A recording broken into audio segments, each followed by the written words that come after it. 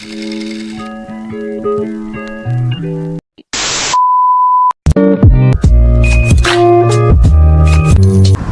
semuanya, selamat datang di video aku. Nama aku Naila. Pada video kali ini aku akan sedikit menjelaskan tentang karya ilmiah.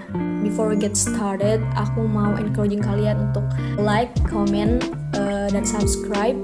Kalau udah subscribe, let's get started. Menurut aku, karya ilmiah itu adalah salah satu skill yang perlu kita punya. Selain ini bisa membantu kita di jenjang kuliah atau kerja, dengan karya ilmiah ini kita bisa melatih kemampuan kita untuk berpikir secara kritis atau critical thinking skill.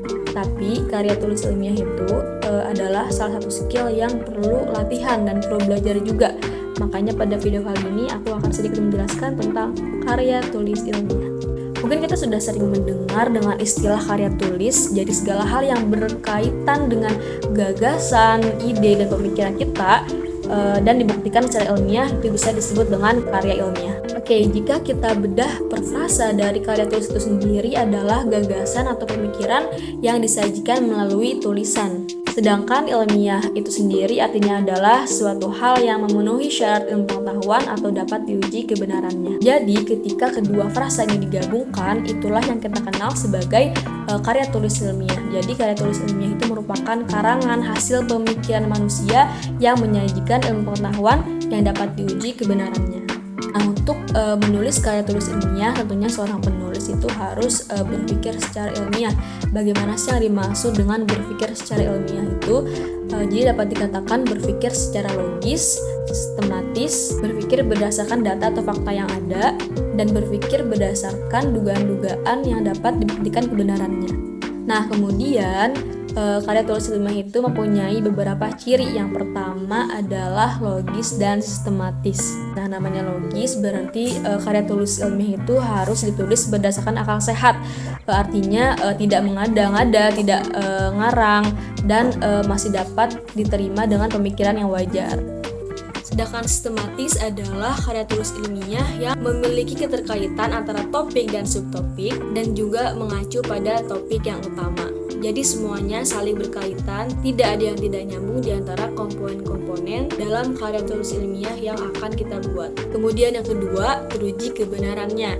Nah, sudah jelas nih bahwa agar karya tulis ilmiah itu teruji kebenarannya, maka harus didukung oleh data atau fakta yang empiris yang memang benar-benar terjadi. Lalu yang ketiga adalah objektif. Nah, ciri karya yang objektif ini artinya adalah berdasarkan apa yang benar-benar ditemukan. Karena tujuan dari karya tulis ilmiah itu kan mengungkapkan sebuah gagasan, maka data itu harus objektif dan data yang objektif itu harus ditulis dan dibukukan untuk ditujukan kepada suatu individu atau kelompok tertentu yang membutuhkan.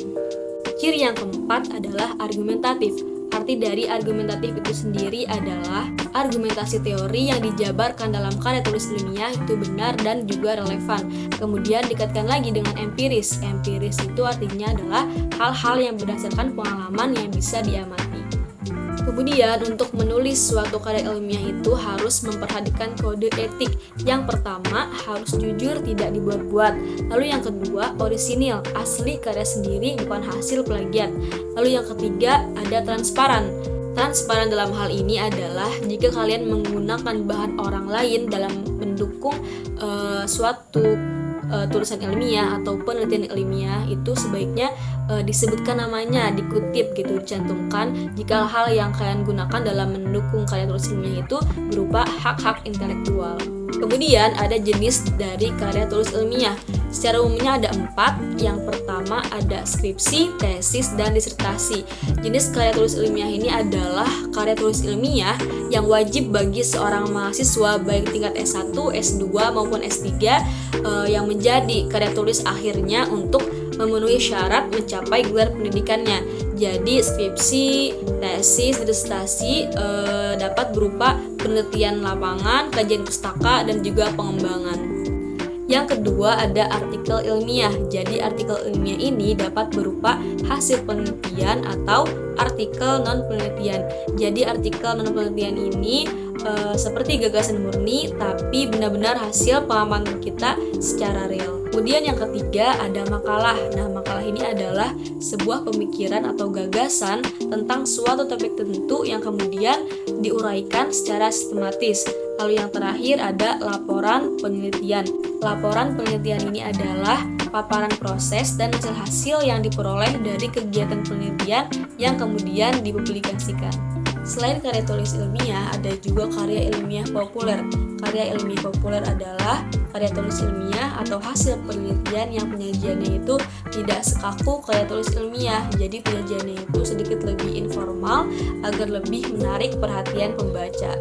Kenapa sih akhirnya muncul karya ilmiah populer? Karena tujuannya memang untuk khalayak umum, untuk masyarakat luas, tidak hanya untuk sivitas akademika. Kalau karya tulis ilmiah yang sifatnya kaku atau baku, mungkin itu kalangannya itu terbatas antara internal universitas atau antar peneliti yang memang formatnya kaku. Tapi jika ini mau disajikan ke masyarakat umum, maka harus dibuat lebih menarik lagi.